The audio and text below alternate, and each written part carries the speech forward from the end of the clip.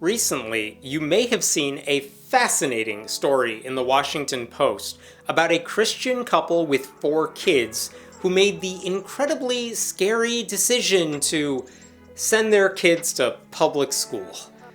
I know. Truly an act of courage. Part of me wants to roll my eyes because I always went to public schools and they were great. And then I taught at a public school and it was great. And I knew my colleagues and I worked really hard. I know that the right-wing scare tactics against public education right now are just an endless series of lies and exaggerations. But part of me really wants to know how these 2 Christians overcame their fears and grew to appreciate their local public schools. It turns out Christina and Aaron Beal were both products of conservative Christian homeschooling themselves. Christina later graduated from the arch-conservative Patrick Henry College, which was founded by Michael Farris, who also founded the arch-conservative Homeschool Legal Defense Association. And Aaron is a self-taught web developer who met Christina because their families both belong to a religious community led by Gary Cox, another conservative homeschooling advocate. All of that is to say, homeschooling is as normal a thing in their Christian circles as not voting for right-wing extremists is in mine. It's just seen as the right thing to do. And it's not just reflexive. These people really thought they were supporting the right side here. They grew up believing birth control was evil, and that creationism is true, and that dinosaurs were on Noah's Ark. They also thought public schools were indoctrination camps, run by the government in part to turn children against Christianity. So of course they assumed they would homeschool their kids just as they were. I mean, why wouldn't they, right? The turning point, however, came when they realized over time how badly they had been lied to by their Christian communities. I think these lies are really worth focusing on because the Beals were true believers. They just got to a point where they could no longer reconcile what they were taught growing up with what they knew to be true in the present day. So they took the risk of following their guts instead of following religious tradition. So what were the lies that helped change their minds? Lie number 1. Physically abusing your kids is a proper form of discipline.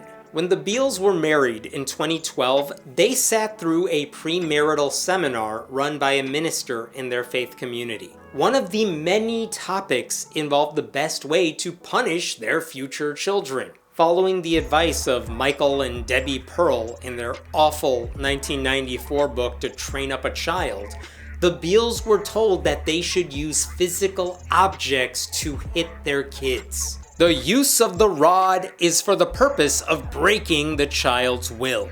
One way to tell if this has happened is to see if they can look you in the eyes after being disciplined and ask for forgiveness. Christ, that is dark. Leave it to Jesus to celebrate breaking your kid's spirit. You know it works when they say, "Thank you, sir. May I have another?" The Pearls advocate hitting children with tree branches, belts, and other instruments of love to instill obedience, and recommend that toddlers who take slowly to potty training be washed outdoors with cold water from a garden hose. Their book advocates training sessions, in which infants, as soon as they are old enough to crawl, are placed near a desired object and repeatedly struck with a switch if they disobey commands not to touch it. Jesus! I can't even imagine hurting my babies for reaching for a pacifier, because I am not a monster. And instead of punishing the kids for being slow with potty training, there is an alternative. You can reward them for doing it well. You use the toilet? Good job. Here is 1 M&M. See? No tree branch necessary. Anyway, both Christina and Aaron suffered that kind of abuse as kids. In Aaron's case, the euphemistic ways discipline was described in their seminar did not capture the childhood terror of being struck several times a week. He believed the lesson he learned from that abuse was to never challenge or question authority figures, which, of course, is not a good lesson. Common sense told both of them that physically abusing their children, no matter how often Christian leaders insisted this was not abusive, was not the best way to raise their kids. So they didn't follow the advice. All of a sudden, they believed that a major rule about parenting that they learned in their Christian circles was not just wrong, but harmful, which made them wonder what else their community might be wrong about. And that led to lie number 2. Questioning the existence of God is the result of trauma. By the time they had their 4th child, Aaron began wondering what else from his childhood he might be wrong about. And that led to reading books about evolution and cosmology and listening to ex-Christians talk about their experiences, which mirrored his own. I'm sure that sounds familiar to a lot of you. Hell, there are probably Christians watching this video right now who are still on the fence about atheism. Good for you for putting your beliefs under scrutiny. Aaron made the mistake of reading other books, and that led him down a deep, dark path of more knowledge. And there's nothing conservatives hate more than people learning things on their own. Aaron also began wondering more about the public elementary school in his area that had a great reputation. Was it really as bad as he was led to believe? Because everyone in the area seemed to like it. Funny story. According to the Washington Post article, when he suggested sending their oldest child to public school, his wife faced a uniquely conservative Christian dilemma. Should she continue opposing public schools, or should she obey her husband like the Bible commanded? Whatever the case, Christina realized that her husband Aaron wasn't doubting his faith out of some hatred of God, or problems in his life, or because he had a desire to sin. It wasn't for all those reasons Christian pastors and apologists love to use as excuses for why people decide to ditch their faith. In Aaron's case, it was the result of a lot of introspection and reflection. It wasn't something he just decided on a whim. It was something he thought about for a long time. It was, she said, the hardest thing Aaron had ever done. Christina was still a believer, but she now had more reason to believe that the dogma she was taught growing up was not true. At the same time, Christina also learned more about the problems with spiritual abuse and Christian nationalism. She also started questioning why her own father told her she would be wasting her time if she ever worked outside the house, a belief that no longer comported with her outlook on life. Turns out, being married to someone you know is a good man, but also someone who no longer fits in a conservative Christian mold, can make you rethink everything you were taught about people outside the bubble. And then they tackled lie number 3. Public schools are anti-Christian bastions of immorality. It didn't take very long for Aaron and Christina's oldest daughter, Amy, who was now attending 1st grade at the public school, to fit in and adjust to her new environment. Her teacher loved her. Amy was making new friends, and her reading skills were quickly improving. More importantly, the Beals saw firsthand that she wasn't being led astray by liberal groomers. She was just learning a lot of important things. She was learning more than they could have taught her by themselves. She was learning it also more quickly than she might have at home. Check out this quotation from Aaron. People who think the public schools are indoctrinating don't know what indoctrination is. We were indoctrinated. It's not even comparable. The article notes that any doubts they had about public school were usually silenced by their wonder and gratitude at the breadth of their children's education. Christina even began volunteering in the classroom. This is what educators and public school supporters have been saying for years. The best public schools expose kids to a wide and deep amount of knowledge. Kids are introduced to a variety of people from different backgrounds. They can explore their interests through clubs and activities.